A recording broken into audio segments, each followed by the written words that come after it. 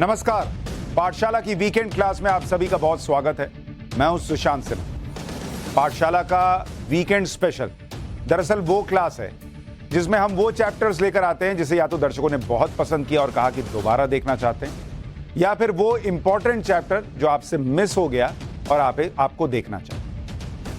आज की इस वीकेंड क्लास में सबसे पहले हम वो चैप्टर लेकर आए हैं जिसे दर्शकों ने बहुत सराहा, बहुत वायरल हुआ वो सेगमेंट, और कई लोगों ने कहा कि उसे फिर से देखना चाहते हैं।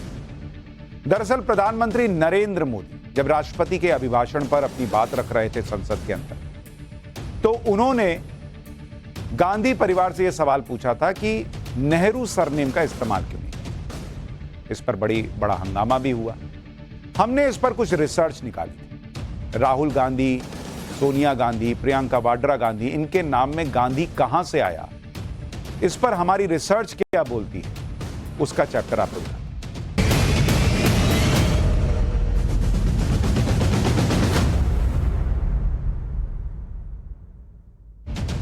पीएम मोदी तो यह पूछ रहे थे कि अगर नेहरू जी पर इतना गर्व है तो उनका सरनेम कोई इस्तेमाल क्यों नहीं करता। लेकिन सवाल इस बात का भी है कि जो सरनेम नेहरू परिवार इस्तेमाल करता है वो क्यों करता है, वो कहां से आया। इंदिरा नेहरू इंदिरा गांधी कैसे हुई, और फिर पूरे परिवार के नाम के आगे गांधी ही क्यों लगता चला आ रहा है, इसे समझने के लिए पहले नेहरू परिवार का फैमिली चार्ट आपको दिखाता हूं। आज जरा इसकी भी बात करते हैं क्योंकि प्रधानमंत्री ने यह विषय उठाया, तो जरा इस पर भी देश को जानकारी देते हैं। यह है फैमिली चार्ट, मतलब किस तरह से आई है परिवार का, जिसको फैमिली ट्री कहते हैं। तो सबसे पहले अगर आप देखें तो मोतीलाल नेहरू हो गए। यहां से शुरू करते हैं, अब इसके पीछे नहीं जा रहा हूं, यहां से तो सबको पता है मोतीलाल नेहरू। इनके बेटे जो हो गए वो हो गए जवाहरलाल नेहरू। ये भी सबको पता है कि जवाहरलाल नेहरू मोतीलाल नेहरू के बेटे थे। इनकी बेटी थी इंदिरा नेहरू। भाई इनका नाम पहले इंदिरा नेहरू ही था, इंदिरा नेहरू थी, बचपन में इंदिरा नेहरू लिखती थी। पढ़ाई के लिए कलकत्ता गई, शांति निकेतन गई, तो रविंद्रनाथ टैगोर जी ने इनका नाम इंदिरा प्रियदर्शनी कर दिया, तो ये इंदिरा प्रियदर्शनी भी लिखती थी क्योंकि रविंद्रनाथ टैगोर ने प्रियदर्शनी लगा दिया था। जब शादी हुई तब वो इंदिरा प्रियदर्शनी से इंदिरा गांधी हो गई, यहां पर गांधी लग गया, इंदिरा गांधी। शादी के बाद क्यों लगा, कैसे लगा, अभी इस पर आऊंगा। क्योंकि इनकी शादी जिस व्यक्ति से हुई उस व्यक्ति का क्या नाम था, उनका नाम था फिरोज गांधी।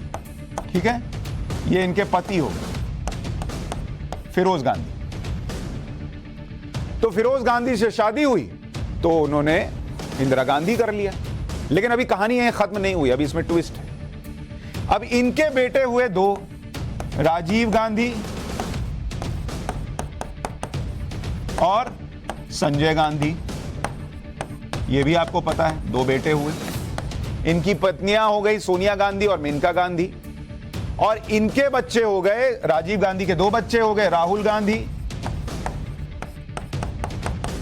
और प्रियंका वाड्रा गांधी हो गई हैं आजकल, क्योंकि पति के नाम के साथ साथ उन्होंने गांधी भी लगा रखा है, उसको छोड़ा नहीं उन्होंने।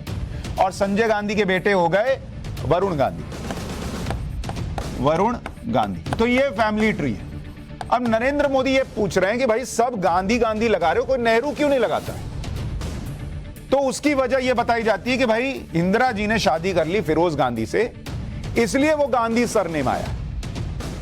तो पहली चीज तो ये क्लियर हो गई कि भाई ये गांधी बापू वाला गांधी नहीं है, महात्मा गांधी वाला गांधी नहीं है। ये गांधी आया है फिरोज गांधी से, यहां से आया है फिरोज गांधी से।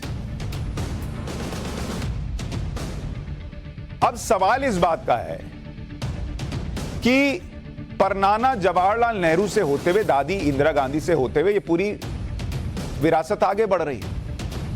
अब आपको बताता हूं कि नेहरू और गांधी सरनेम में विवाद कहां है। इसके लिए आपको ये जो राहुल गांधी जी के जो दादाजी हुए फिरोज गांधी, इनके बारे में थोड़ा जानना पड़ेगा, क्योंकि ये सरनेम, ये गांधी यहीं से आ रहा है ना। फिरोज गांधी का जन्म मुंबई के पारसी परिवार में हुआ था। तो फिरोज गांधी जो हैं, ये धर्म से पारसी थे, ठीक है। फिरोज गांधी पारसी थे। कुछ लोग, कई लोग कहते हैं मुसलमान, मुसलमान नहीं थे, पारसी थे। और उनके पिता का नाम क्या था? इनके पिता का नाम था फिरोज गांधी के फरीदून जहांगीर, और ध्यान से सुनिएगा, इनके पिता का नाम था फरीदून जहांगीर गांधी।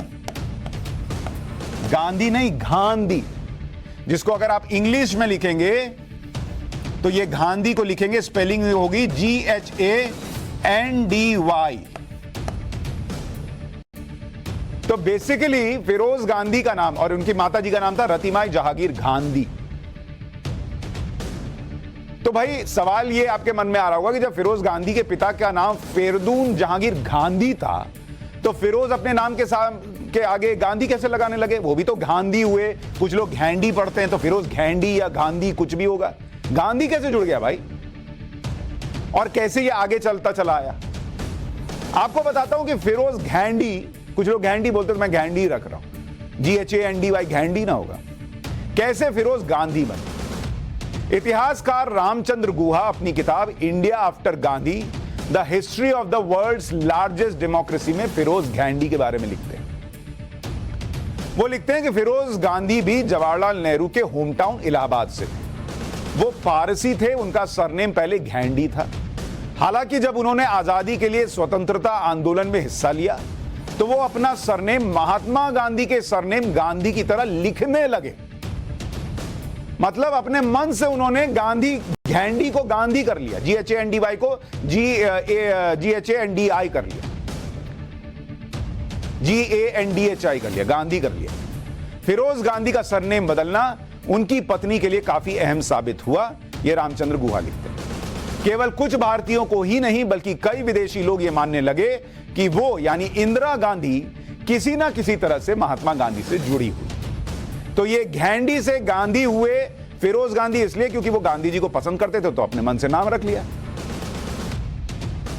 उसी तरह से वो नाम गांधी जो हुआ, वो इंदिरा गांधी को पॉलिटिकली सूट करने लगा, तो वो यहां से शुरू हुआ, और उसके बाद वो घैंडी जो है वो गांधी होकर सब जगह गांधी गांधी गांधी गांधी हो गया। दरअसल फिरोज गांधी का जन्म तो मुंबई में हुआ था, लेकिन बाद में वो अपने रिश्तेदार के साथ इलाहाबाद में रहने लगे। स्वीडन के पत्रकार बर्टिल फाल्क की फिरोज गांधी पर लिखी बायोग्राफी है, फिरोज द फॉरगेटन गांधी, उसमें भी इस बात का जिक्र है। फिरोज गांधी के पिता का सरनेम गांधी था, गांधी या घैंडी था। किताब के मुताबिक फिरोज के पिता फरीदून जहांगीर घैंडी गुजरात के भरूच में मरीन इंजीनियर थे। वो पारसी समुदाय के धार्मिक व्यक्ति थे।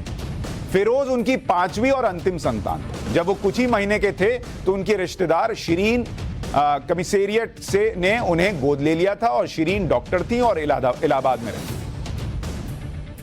तो मोटे तौर पर इतिहासकारों को पढ़ने के बाद यह तथ्य निकल कर आता है कि दरअसल राहुल गांधी के दादाजी फिरोज जहांगीर गांधी ने अगर अपने सरनेम की स्पेलिंग ना बदली होती, अगर उन्होंने ये घैंडी ही इस्तेमाल किया होता, इसको गांधी ना किया होता, तो आज की डेट में आप जो नाम पढ़ रहे होते, वो आप नाम पढ़ रहे होते इंदिरा घैंडी, GHANDY।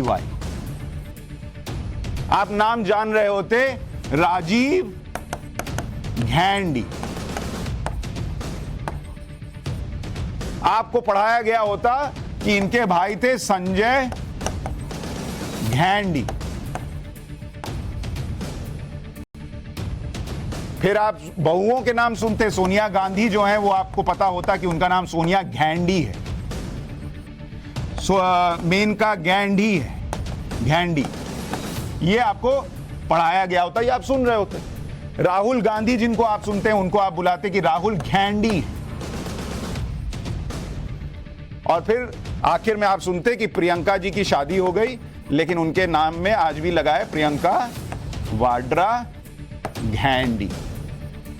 तो ये उनका नाम होता अगर फिरोज गांधी ने घैंडी को गांधी ना कर लिया होता। घेंडी से गांधी बन गए। लेकिन इतना तो स्पष्ट है कि नेहरू परिवार के साथ लगा ये गांधी जो पहले घेंडी था वो महात्मा गांधी के परिवार वाला गांधी नहीं है। अब सवाल इस बात का है कि जब इंदिरा गांधी ने पति फिरोज गांधी का सरनेम लिया तो क्या उनका धर्म भी अपनाया, क्योंकि वो तो पारसी थे।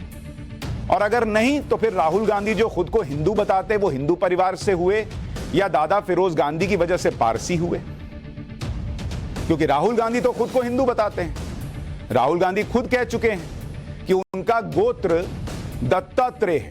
दत्तात्रेय कौल हैं और कौल कश्मीरी ब्राह्मण होते हैं। ये राहुल गांधी खुद बता चुके हैं। जनेऊधारी बोलते हैं ना सब, कांग्रेस पार्टी में उनको बोलते हैं। और इस पर तब बीजेपी ने सवाल भी उठाया था कि राहुल गांधी दत्तात्रेय गोत्र से कैसे हो सकते जबकि उनके दादा फिरोज गांधी हिंदू नहीं थे। हिंदू परंपरा में किसी शख्स को उसका गोत्र पिता की विरासत से मिलता है, मां की तरफ से नहीं आता है गोत्र। तो सवाल यह है कि क्या फिरोज गांधी ने इंदिरा जी से शादी के बाद हिंदू धर्म अपना लिया था?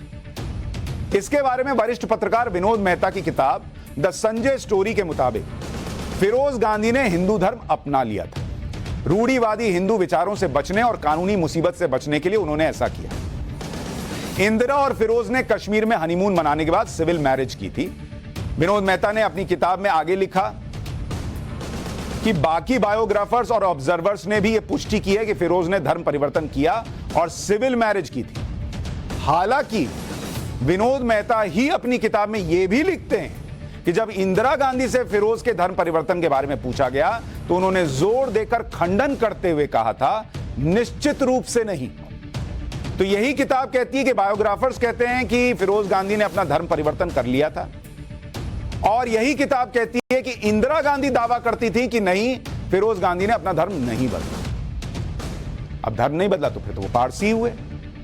फिर राहुल गांधी का गोत्र दत्तात्रेय कैसे हुआ, ये बीजेपी से वो सवाल पूछती है, वो सवाल खड़ा होता है।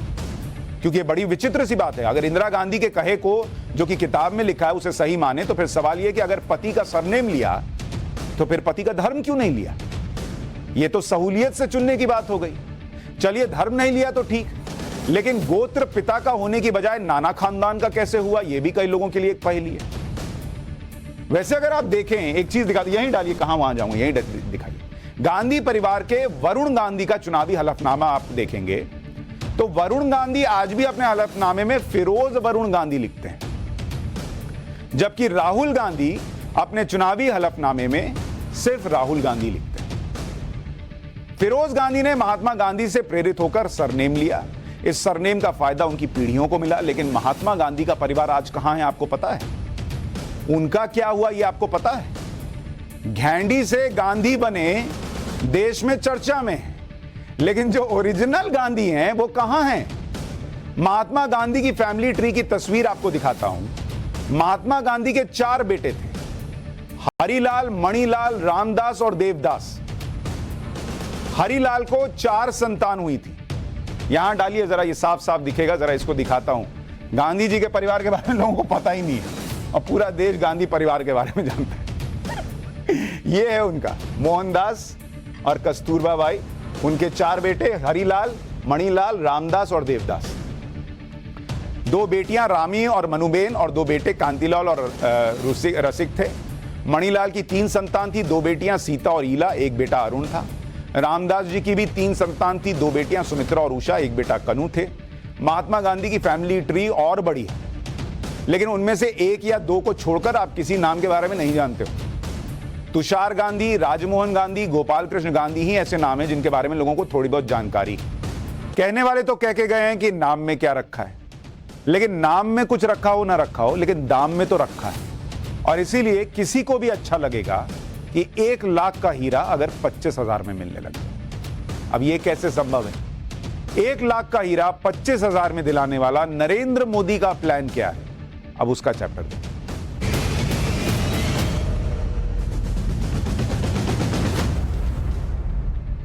हीरे के बारे में सोचकर अक्सर दिमाग में यही आता है कि ये बहुत महंगी चीज है, ये अपने बजट की बात नहीं है। बहुत से लोग तो डायमंड की ज्वेलरी के अरमान को गोल्ड की ज्वेलरी से पूरा करते हैं, और इसकी वजह हीरा खरीदने का सपना ही कई बार रह जाता है। और इसकी वजह 1 ग्राम की कीमत अगर आप देखेंगे 1 ग्राम की कीमत, 1 ग्राम हीरा कितने का आता है आपको पता है? 3,25,000 का 1 ग्राम हीरा आता है। और 1 ग्राम सोना कितने का आता है? 1 ग्राम सोना जो है वो आता है मात्र 5,754 रुपए का। मतलब मात्र तो नहीं है, ये भी ज्यादा ही है, लेकिन कहां 3,25,000 का 1 ग्राम और कहां 5,754 रुपए। लेकिन आने वाले समय में ये हीरे की कीमत कम से कम 75 से 80% कम भी हो सकती है। मतलब 1 लाख का हीरा हो सकता है 25,000 में मिल जाए। आप कहेंगे कि ये कैसे होगा बॉस, इसमें पीएम मोदी का क्या कंट्रीब्यूशन है? पीएम मोदी के कंट्रीब्यूशन पर आऊं उससे पहले बताता हूं कि ये होगा कैसे। दरअसल अब हीरा ज्यादा से ज्यादा लैब में बनाने का समय आने जा रहा है। पहले आपको लैब में बनने वाले हीरे के बारे में बता देता हूं, उसके बाद इसे सस्ता बनाने वाले मोदी सरकार के फैसले के बारे में बताऊंगा। लैब में तैयार किए जाने वाले हीरे को लैब ग्रोन डायमंड LGD कहते हैं। यह हीरा हूबहू असली हीरे जैसा होता है। इसकी क्वालिटी में कोई अंतर नहीं होता। दोनों हीरों का केमिकल कंपोजिशन एक जैसा होता है। इतना ही नहीं, जिन पदार्थ से हीरे बनते हैं वो भी एक जैसा होता है। लेकिन लैब में बने हीरे 1 से 4 हफ्तों में तैयार हो जाते हैं और इन्हें भी सर्टिफिकेट के साथ पूरी गारंटी के साथ बेचा जाता है। सबसे बड़ी बात, फिलहाल ये मार्केट में नेचुरल हीरे से 20 से 30% सस्ते मिल रहे हैं। यानी जो नेचुरल हीरा 4 लाख का मिलेगा वो आपको 1 लाख में लैब में बना हीरा मिल जाता है। लेकिन आने वाले समय में कीमत और कम होने वाली है, यह माना जा रहा है। आप में से बहुत से लोगों के दिमाग में लैब में बनने वाले हीरे को लेकर कई सवाल होंगे, जैसे अगर लैब ग्रोन डायमंड हूबहू नेचुरल हीरे की तरह है, कोई अंतर ही नहीं है, तो सस्ता कैसे हो गया बॉस ये? कुछ लोग सोच रहे होंगे कि लैब में बनने वाले हीरा बनता कैसे है, इसका फॉर्मूला क्या है। तो पहले आपकी जिज्ञासा खत्म कर देता हूं। सबसे पहले यह समझिए कि कुदरती हीरा कार्बन से बना हुआ होता है। यह जमीन के 100 से 150 किलोमीटर नीचे भारी दबाव और बहुत ज्यादा तापमान में लाखों सालों के बाद तैयार होता है। इसे फिर माइनिंग के जरिए ढूंढा जाता है, साफ किया जाता है, जो एक बहुत महंगी प्रोसेस है। लेकिन लैब में डायमंड बनने के लिए कार्बन सीड का इस्तेमाल किया जाता है, जो नेचुरल हीरे का ही एक हिस्सा होता है। इस कार्बन सीड को शुद्ध ग्रेफाइट कार्बन के साथ HPHT यानी हाई प्रेशर हाई टेम्परेचर में डाला जाता है। मतलब दबाव बहुत होता है और टेम्परेचर भी खूब होता है, जिसे लगभग 1,500 या 1,500 डिग्री सेल्सियस तापमान और हाई प्रेशर में मिलाया जाता है। इस मशीन को एक और हिस्से में कार्बन सीड को कार्बन कंबाइंड गैस के साथ, ये जो देख रहे हैं ना आप, लाइट निकलती देख रहे हैं, करीब 800 डिग्री सेल्सियस तक इसको गर्म किया जाता है। इस प्रोसेस से गैस कार्बन सीड से चिपक जाती है और धीरे धीरे हीरा बन जाता है। इसमें 7 दिन से 28 दिन का वक्त लगता है। इसके बाद लैब में तैयार हीरे की कटिंग पॉलिशिंग होती है और लैब वाला हीरा बनकर तैयार। यानी जो काम प्रकृति लाखों साल में करती है वो काम लैब में कुछ ही दिनों में हो जाता है। प्रधानमंत्री नरेंद्र मोदी को हीरा व्यापार में अपार संभावनाएं दिखाई दे रही हैं। इसकी ग्रोथ और रोजगार में बढ़ती उम्मीद को देखते हुए इसे बढ़ावा दिया जा रहा है। आपको फैक्ट्स भी बताऊंगा, लेकिन उससे पहले मोदी सरकार का वो फैसला बता देता हूं जिससे सरकार लैब ग्रोन डायमंड को सस्ता करने जा रही है। इस बार बजट भाषण में सरकार ने जो घोषणा की कि लैब ग्रोन डायमंड टेक्नोलॉजी को बढ़ावा देगी। जो IITs हैं उन्हें 5 साल का रिसर्च ग्रांट मिलेगा 242 करोड़ रुपए का। कार्बन सीड पर बेसिक कस्टम ड्यूटी जो 5% लगती थी वो 5% से 0 कर दी गई। कच्चे माल पर इंपोर्ट ड्यूटी 0 कर दी गई। मैन्युफैक्चरिंग लैब में बढ़ोतरी की गई। फिलहाल लैब में हीरा बनाने के लिए कच्चा माल, मशीन और टेक्नोलॉजी ज्यादातर बाहर से आती हैं जो महंगी पड़ती है। इसलिए मोदी सरकार चाहती कि देश के IIT हीरा बनाने वाली मशीनरी भारत में ही स्वदेशी तकनीक से तैयार करें। अभी एक मशीन की कीमत 1 करोड़ से 2 करोड़ रुपए है, लेकिन स्वदेशी तकनीक के बाद इसकी कीमत कम की जा सकती है। इस तकनीक के आने के बाद लैब के हीरे की कीमत काफी नीचे आ जाएगी। पीएम मोदी ने हीरा बाजार में इतनी दिलचस्पी इसलिए ली है क्योंकि भारत में लैब वाले हीरे का मार्केट 2021 में 2200 करोड़ रुपए था। आप देखिए हीरे का मार्केट कितना था। हीरे का मार्केट, और इसलिए प्रधानमंत्री नरेंद्र मोदी इस पर फोकस कर रहे हैं। 2021 में ये जो हीरे का मार्केट है ये करीब 2200 करोड़ रुपए का था, इतने का था। और 2026 में यह अनुमान है कि यह मार्केट 40,000 करोड़ का हो जाएगा। 40,000 करोड़, कहां 2200 करोड़ का है और ये अभी 40,000 करोड़ का हो जाएगा। और कहा यह जा रहा है कि इससे रोजगार की जो संभावनाएं हैं वो भी बहुत ज्यादा हैं, करीब 40 लाख रोजगार मिल सकता है जब ये 40,000 करोड़ का व्यापार हो जाएगा, संगठित और गैर संगठित क्षेत्र दोनों मिलाकर कह रहा हूं। तो ये जो लैब ग्रोन डायमंड है, LGD जिसको कहते हैं, लैब में बना हुआ हीरा, इसका एक्सपोर्ट अप्रैल 21 से जनवरी 2022 तक 8,670 करोड़ रुपए का। और इसका जो एक्सपोर्ट है उसमें बढ़ोतरी देखेंगे आप तो हैरान रह जाएंगे। 112% हर साल की बढ़ोतरी है। 112% एक्सपोर्ट जो है वो हर साल बढ़ रहा है। और इंटरनेशनल मार्केट जो है उसमें 30% जो है वो भारत का योगदान है। मतलब 100 हीरे में से 30 जो है वो भारत जो है वो एक्सपोर्ट कर रहा है, भेज रहा है। और माना यह जा रहा है कि अगले 5 साल में यह बढ़कर 45% हो जाएगा, मतलब 15% का और जंप आ जाएगा। इसलिए नरेंद्र मोदी जो है इस दिशा में काम कर रहे हैं। भारत के लिए अभी सबसे बड़ी चुनौती हीरे के कच्चे माल यानी कार्बन सीड को लेकर है, क्योंकि अभी चीन से सबसे ज्यादा कार्बन सीड आता है, जबकि भारत के पास लगभग 4 हीरा खदान है। मध्य प्रदेश में पन्ना और बुंदर परियोजना है और आंध्र प्रदेश में कोल्लूर और गोलकोंडा है। गोलकोंडा की खदान से ही कोहिनूर नाम का प्रसिद्ध हीरा निकला था। कोहिनूर तो सब सुने रहते हैं, कोहिनूर का हीरा, कोहिनूर। इन खदानों में नेचुरल हीरा जरूरत के हिसाब से नहीं निकल रहा है। इसके अलावा भारत का लैब में बना हीरा बाजार बढ़ने का दूसरा पहलू यह भी है कि दुनिया भर में नेचुरल हीरा कम हो रहा है, जिसकी वजह से पिछले कुछ सालों में हीरे की खपत धीरे धीरे कम होने लगी और कीमत बढ़ती जा रही है। जब हीरा ही कम है तो ज्यादा महंगा बिकेगा। कीमत बढ़ने की वजह से लोग ज्वेलरी में हीरे पर ज्यादा पैसे खर्च नहीं करना चाहते, इसलिए दुनिया भर के व्यापारी लैब ग्रोन डायमंड पर शिफ्ट हो रहे हैं, मतलब लैब में बने हीरे का इस्तेमाल कर रहे हैं। दूसरी बात यह है कि दुनिया भर के बाजार में भारत के बने डिजाइन की बहुत मांग है, इसलिए भारत के लिए इस बाजार में बहुत गुंजाइश है।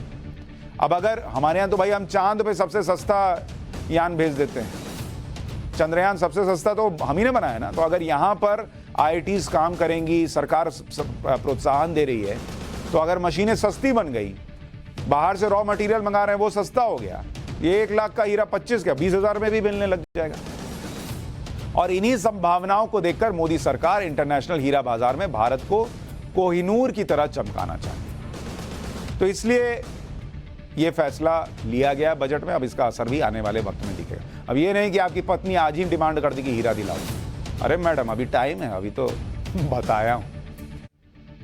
भारत में तो हम हीरे की बात कर रहे हैं, हीरा खरीदने की बात कर रहे हैं। पाकिस्तान का हाल यह है कि वहां आटा खरीदना भी मुश्किल है। पाकिस्तान जो कंगाली की हालात पर, उसके मौजूदा स्थिति पर हमारे यहां ये खास चर्चा देखिए।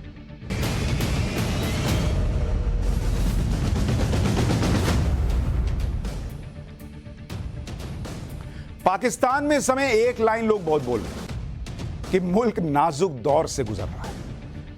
इमरान खान कहते थे आपने घबराना नहीं है। पब्लिक पूछती थी कब तक नहीं घबराना है भाई, क्योंकि पाकिस्तान ये समझ नहीं पा रहा कि जब से पाकिस्तान बना है वो नाजुकी दौर से गुजर रहा है, उसका नाजुकी दौर नहीं खत्म हो रहा। पाकिस्तान के इतिहास में ऐसा कोई दौर नहीं है जब पाकिस्तान ने किसी से कर्जा ना लिया, किसी के आगे हाथ ना फैलाया।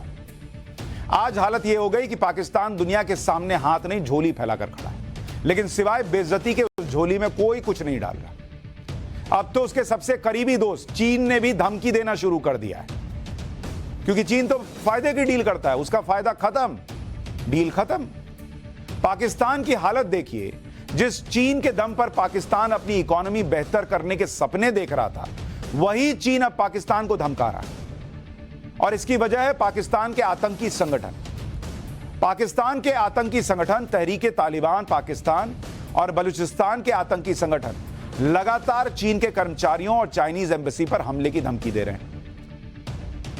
और इसको देखते हुए चीन ने बड़ा फैसला कर लिया। चीन ने इस्लामाबाद में चाइनीज एम्बेसी के काउंसलर सेक्शन को 13 फरवरी से अस्थायी तौर पर बंद कर दिया। इससे पाकिस्तान के नागरिकों को चीन का वीजा लेना मुश्किल हो जाएगा। चीन ने अपने नागरिकों को सलाह दी कि वो पाकिस्तान में रहने के दौरान सतर्क रहें। चीन ने दूतावास का काउंसलर सेक्शन बंद करने के बाद पाकिस्तान को धमकी भी दे दी। मतलब ये नहीं सिर्फ बंद कर दिया, धमका दिया। चीन कह रहा है कि अगर इस्लामाबाद हमारे नागरिकों और हमारे प्रोजेक्ट और चाइनीज हितों की सुरक्षा नहीं कर पा रहा है तो हम जानते हैं कि हमको क्या करना है और किस तरह से अपने हितों की सुरक्षा करनी है। मतलब वो कह रहा है कि तुम हमको नहीं प्रोटेक्ट करोगे तो हमको पता है फिर तुम्हारे साथ क्या करना है। इसके हमें पता है कि क्या करना है, इसके कई मतलब हो सकते हैं। यही सोचकर इस्लामाबाद में शहबाज शरीफ परेशान हुए जा रहे हैं। उनको लग रहा है भाई ये चीन तो मदद करता था, ये तो पलट के कह रहा है कि हम बताएंगे तुमको। पाकिस्तान चीन के नागरिकों को सुरक्षा नहीं दे पा रहा, वो चीन जिसके कर्ज में पाकिस्तान डूबा हुआ है। तो सोचिए कि पाकिस्तान के अल्पसंख्यकों का क्या हाल होगा। भाई कुछ लोग कहते हैं ना यहां सीए का कानून क्यों बनाया, पाकिस्तान में हिंदुओं को कोई दिक्कत नहीं। अरे भैया वो चीन के नागरिकों को नहीं संभाल पा रहा, उनको नहीं बचा पा रहा जिससे कर्जा लेकर रखा है। हमको तो वो वैसे ही बर्बाद करना चाहता है। पाकिस्तान में हिंदुओं पर हमले सालाना 500 मामले आए हैं सामने और हर महीने 40 मामले हिंदुओं से भेदभाव के सामने आ रहे हैं। 1000 हिंदुओं का धर्मांतरण हो रहा है सालाना। 2020 के बाद से 11 मंदिर तोड़ दिए गए हैं पाकिस्तान में। पाकिस्तान में अल्पसंख्यकों का यह हाल देखकर सीए का विरोध करने वालों को सोचना चाहिए कि पाकिस्तान के हिंदुओं को अगर भारत शरण नहीं देगा तो कहां जाएंगे। लेकिन फिलहाल तो पाकिस्तान को नहीं समझ में आ रहा कि वो कहां जाए, क्योंकि चीन पाकिस्तान के साथ कुछ भी कर सकता है। क्योंकि पाकिस्तान ने चीन से इतना कर्जा ले रखा है। चीन ने कैसे पाकिस्तान को अपने डेट ट्रैप यानी कर्ज के जाल में फंसाया हुआ है, आपको यह भी सुनना चाहिए। पाकिस्तान पर जो चीन का कर्ज है, चीन से कितना कर्ज लिया पाकिस्तान ने लगभग $30 बिलियन। $30 बिलियन यानी अगर इसको आप रुपए में कन्वर्ट करें तो 8 लाख करोड़ रुपए पाकिस्तान ने कर्जा लिया हुआ है। किससे? चीन से। तो वो जो चीन कह रहा है कि हमें पता है क्या करना है, वो अभी 2 मिनट में जो है इनकी हालत खराब कर देगा। इनको अभी देश चलाने के लिए जितना कर्जा मिला नहीं आईएमएफ से, उससे कितना गुना ज्यादा तो चीन का कर्जा है। और ये पाकिस्तान का जो कुल विदेशी कर्ज है उसका 30% है अकेले चीन से। आईएमएफ से भी 3 गुना ज्यादा कर्ज चीन ने पाकिस्तान को दे रखा है। वर्ल्ड बैंक और एशियन डेवलपमेंट बैंक के कुल कर्ज से ज्यादा चीन ने पाकिस्तान को कर्ज दिया हुआ है। जब इतनी रकम उधार दी है तो चीन धमकी तो देगा। उसको पता है ये कहां जाएगा, इसको तो अभी मैं रगड़ूंगा। और धमकी को हकीकत में भी बदल सकता है। अब हाल यह है कि पाकिस्तान 2 तरफ से फंस गया। आप कहेंगे एक तरफ तो चीन है, दूसरी तरफ कौन? वो बताता हूं। चीन पाकिस्तान को धमकी दे रहा है कि वो आतंकी संगठनों पर नकेल कसे, जबकि आतंकी संगठनों पर कार्रवाई से आतंकी संगठन पाकिस्तान से नाराज हो जाएंगे। अफगानिस्तान में तालिबान की वापसी के बाद से पाकिस्तान में आतंकी घटनाएं 56% ऑलरेडी बढ़ चुकी हैं। और ये वही चीन है जो यूनाइटेड नेशंस में आतंकियों को बचाता है। अब जब उसके नागरिक फंसने लगे तो कह रहा है कि अच्छा तुम हमें नहीं बचा सकते, अब हम बताएंगे। अपने पे बात आई तो कैसे देखिए लोग पलटते हैं। दूसरी तरफ एक तरफ आतंकी हैं, पाकिस्तान देख रहा है आतंकियों पे कार्रवाई की तो और बम फोड़ेंगे। चीन के नागरिकों को नहीं बचाया तो चीन बम फोड़ेगा। मतलब उसकी हालत जो है वो इधर खाई उधर खाई। आईएमएफ से पाकिस्तान को लोन नहीं मिला है क्योंकि आईएमएफ की शर्तें पूरी नहीं कर रहा वो। आईएमएफ की शर्तें पूरी करने पर महंगाई बढ़ जाएगी, जनता पर बोझ बढ़ेगा, जनता विद्रोह कर सकती है, वो अलग टेंशन। मतलब पाकिस्तान की हालत आगे कुआं पीछे खाई। वो कुछ भी करे, कोई भी फैसला ले, उसकी दुर्गति तय है। इसको कोई नहीं बचा सकता। आपको पाकिस्तान की परमानेंट मुसीबत के बारे में भी बताता हूं। पाकिस्तान की परमानेंट मुसीबत है कर्ज लेना, उधार लेना। आप एक दुकान से कितनी बार उधार लेंगे? 1 बार, 2 बार, 3 बार, 10 बार। हर बार ये वादा करते हैं कि अगली बार चुका देंगे। जब उधार चुकाने की बारी आती है तो आप रोने लगते हैं, फिर रो रो कर नया उधार ले लेते हैं।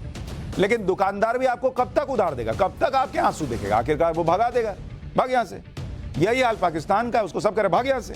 पाकिस्तान की अब कोई साख नहीं बची। क्रेडिट रेटिंग एजेंसी उसकी रेटिंग गिरा रही है। फिच ने पाकिस्तान की रेटिंग गिराकर वो रेटिंग दी है जो दिवालिया हो चुके देशों को दी जाती है। फिच ने कहा है कि पाकिस्तान करीब करीब दिवालिया हो चुका है। इस रेटिंग का मतलब यह हुआ कि पाकिस्तान को कर्ज मिलना और मुश्किल हो जाएगा, क्योंकि कर्ज चुकाने की विश्वसनीयता ही खत्म हो जाएगी। इतनी बुरी हालत और ग्लोबल बेइज्जती के बाद भी पाकिस्तान कोई सबक नहीं सीख रहा और बेइज्जती कराने के नए नए तरीके खोज रहा है। पाकिस्तान नेवी ने 10 फरवरी से 14 फरवरी तक एक्सरसाइज अमन चलाया था। इसके लिए 110 देशों को निमंत्रण भेज दिया भाई लोगों ने कि सब आ जाइए, जिसमें से सिर्फ 50 देश शामिल हुए। उसमें से भी सिर्फ 7 देशों अमेरिका, चीन, जापान, श्रीलंका, इंडोनेशिया, मलेशिया और इटली ने अपने शिप भेजे। बाकी के 43 देशों ने अपने प्रतिनिधियों को भेजकर पल्ला झाड़ लिया कि ठीक है, तुमने बुलाया तो जाओ, कोई हमारे यहां से जाए। क्योंकि ये सोच रहा था कि इंडिया में एरो शो हो रहा है, 100 देश आ रहे हैं, हम भी कर लेते हैं। अरे भैया, ये इंडिया है, तुम पाकिस्तान हो, अपनी हैसियत तो देखो। पाकिस्तान के बड़े स्क्रिप्ट राइटर, टीवी प्रेजेंटर और सटायरिस्ट हैं अनवर मकसूद।